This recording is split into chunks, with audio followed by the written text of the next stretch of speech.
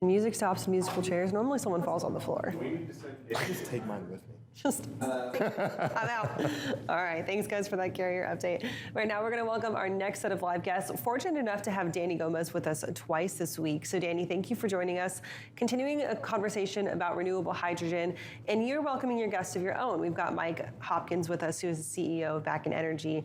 And I'll let you guys kind of get into the conversation about what renewable hydrogen looks like in the space. Thanks so much. Yeah, hydrogen has been really moving to the top of the list of headlines that focus around sustainability and transportation. And we're lucky to have Mike here. Mike is part of the group that's kind of leading the charge in this regard. There was recently an article that was published, Mike, about Nextera, formerly FPL, who is making some big initiatives to use hydrogen in their power plants or natural gas power plants. This is an application, Mike, when we were having our conversation a few weeks ago, I don't think we really scratched the surface on this, and it really didn't come to my mind. But my background in being in energy, obviously there's been a huge shift away from coal to natural gas. And to think about a shift now from natural gas to hydrogen is kind of mind-blowing. Do you mind just giving us a little bit of clarity on what's happening here? Yeah, I agree, Danny. It's nice to see you again. When Nextera makes a move, you want to pay attention. It's very telling about where things are in the hydrogen space when a company like Nextera decides to go and go big. If you look back on the history of this company, it's a company that's just, I'd say, kind of always got it right when it comes to being a cost-effective, reliable utility. When they decided to move out of coal, they did it in a big way and at the right time. When they decided to get into natural gas, it was the right time. When they decided to get into nuclear, right time. So they've been, I'd say, just expert at this whole energy transition and how do you stay ahead of the curve. This move into hydrogen, I think we first got an inkling of it. It was about a year ago or so. They announced a pilot, and I thought this is sort of how they operate. They'll do a serious pilot, and then when they go, they kind of go all in, and that's what they've done in saying they're converting their whole natural gas fleet, which is like 16,000 megawatts, to hydrogen. It can be, depending on how they do it, it can be a really good use of hydrogen as a means of decarbonization. And I think it's just another big step in this whole evolution of the market, development of the market for clean hydrogen, and positive, I'd say, for trucking, because I think as you and I discussed last time, the more use of hydrogen you have, the more infrastructure you'll develop, which continues to be like the missing link here. We know how to produce it, that's for sure. More and more people are figuring out how to consume it and where does it make sense in terms of where we should do it first and then next. But you've got this gap, this missing infrastructure. So when you have a big, huge utility coming in as a big, major player, that's significant. It was also telling in the article that I think they specifically mentioned, yes, we're converting our natural gas fleet to hydrogen, and we want to be involved in infrastructure nationwide. Yeah, I think that brings up an interesting question. John Kingston once said about renewable fuels is, imagine taking the United States and turning it up where California is on the bottom. And he's like, that's basically where all the renewable fuels end up going to because there's so much incentive there, right? And so when you don't have enough of whatever it is, renewable fuels or hydrogen, it's going to flow to the easiest places or the most economical places for it to be. Is there any threat in having such a big demand pool from power plants that it then slows down the adoption on the transportation side, just from a pure supply perspective? Well, I think that could happen. I think it's more likely to have just the opposite effect, that this is going to be something that accelerates and makes easier the adoption of hydrogen in other industries. If you think of this application that they're pursuing, in the scheme of things, using hydrogen instead of natural gas for power generation, no matter how you look at that, it's going to be relatively expensive. It's not going to be, I'll say, the highest value use possible. If I compare that to trucking, where there's limited options, again, different from power generations, where there's a lot of options for decarbonization. in the case of heavy trucking, very few. I think they've explored batteries, and it just seems like the momentum, at least for long haul trucks, is going to be hydrogen. So you've got this very high value use, big demand. And I think that the significance of Nextera's move and this conversion of the fleet is really going to be that there's going to be more infrastructure. And that's why I think they said they want to be not just consuming hydrogen right where they are, but they want to be out in the infrastructure business, building out the infrastructure that is going to be absolutely necessary. It's a precondition to the adoption of hydrogen for trucking. Also, I guess I wouldn't worry, Danny, about there not being enough hydrogen. It happens that what they want to do is make hydrogen from electrolysis using renewable energy, and you're talking about the largest renewable energy company in the country. That's Nextera. So they've got plenty of hydrogen, far more than they're going to need for their own natural gas fleet. And I suspect when they talk about we want to get into infrastructure, it's because they want to move hydrogen to other markets like long-haul trucking. What does the infrastructure needs? Can we reuse some of the infrastructure that's there for, like, say, natural gas, or is this putting up brand new pipelines? I think that when it comes to long-haul trucking, in the initial days of the adoption of hydrogen, realistically, that's not going to be pipelines. Even if you could use existing infrastructure like natural gas pipelines, which you can, if you're talking about blending in a relatively small amount of hydrogen into the rest of it being natural gas. Yeah, you can do that.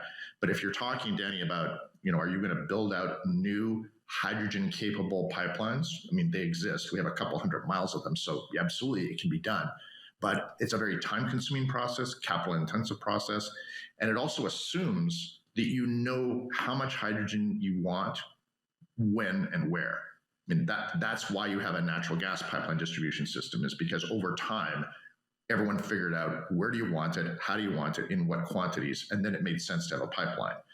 In the case of hydrogen, and I'd say this is a great example, long-haul trucking, when I talk to the truck stop companies, when I talk to the truck manufacturers, they're all of the view that hydrogen is going to be adopted. They need to be ready for it. They need to build up to serve the hydrogen needs of trucking. But I haven't met one yet who said, I know I'm going to need this much in this place at this time right now. So to me, the more likely practical means of distributing hydrogen to serve long-haul trucking at truck stops is going to be either gaseous tube trucks or cryogenic storage trucks shuttling back and forth between sources of production and these refueling stations as they figure out how much they need when. And it's only going to be, I'll say, many years from now, where it's going to be such an adoption of hydrogen, so much use of hydrogen by trucking, and it's so well understood as to how much is needed when. And I'm talking about sort of like it is for diesel. When you know how much you need and where you need it, then I think you'll see these pipelines get built out, because when there's that kind of volume and that kind of certainty about what's needed where, it makes sense to make the capital investment and to go through the long, difficult permitting and all the other issues that go with building pipelines. This is great. I think about commoditizing hydrogen.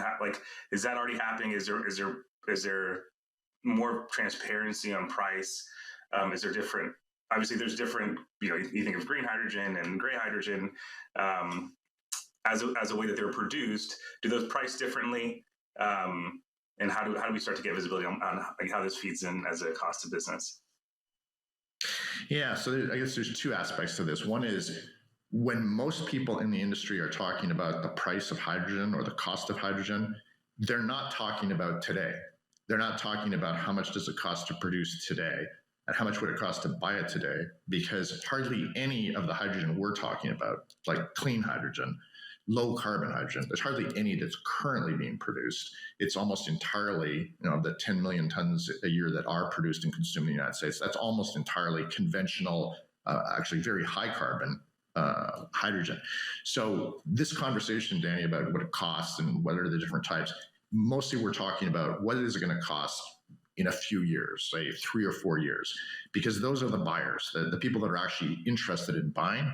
they don't want it today. They want it 3 or 4 years from now when they're kind of ready to actually use it and use it at scale.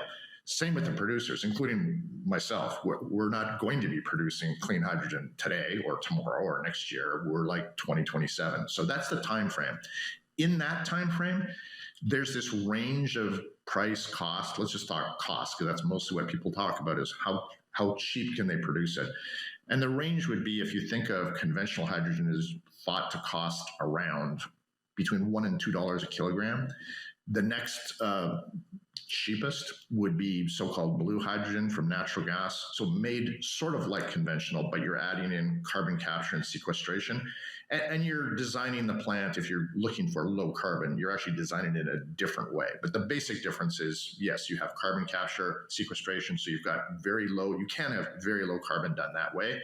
And the cost can be close to the conventional, call it $2 to $3 a kilogram, in that range.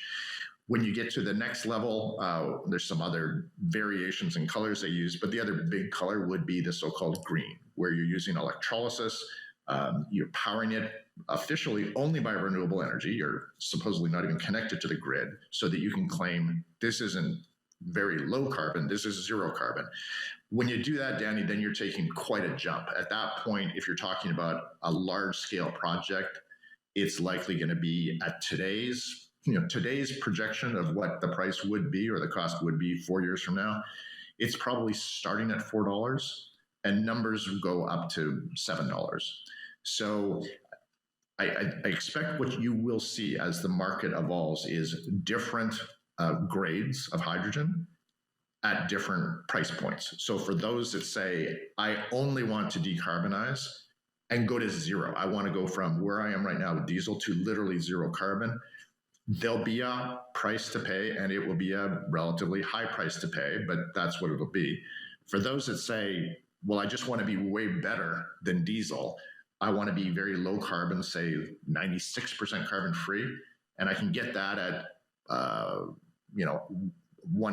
1/3 of the price of the zero, they can do that. I think the market will decide. Also, the market will, I think, force people to kind of get off colors and say, no, tell me literally how much carbon is in this, because the only reason I'm buying it is I'm trying to reduce carbon. So I want to know by how much, not what color I'm buying. Yeah, this is super helpful. Mike, we could go on forever. We appreciate you jumping on. People can find you, bakkenenergy.com, and I'm sure they can connect with you on LinkedIn as well. So thanks so much for joining us. Anytime. My pleasure. Thanks for having me.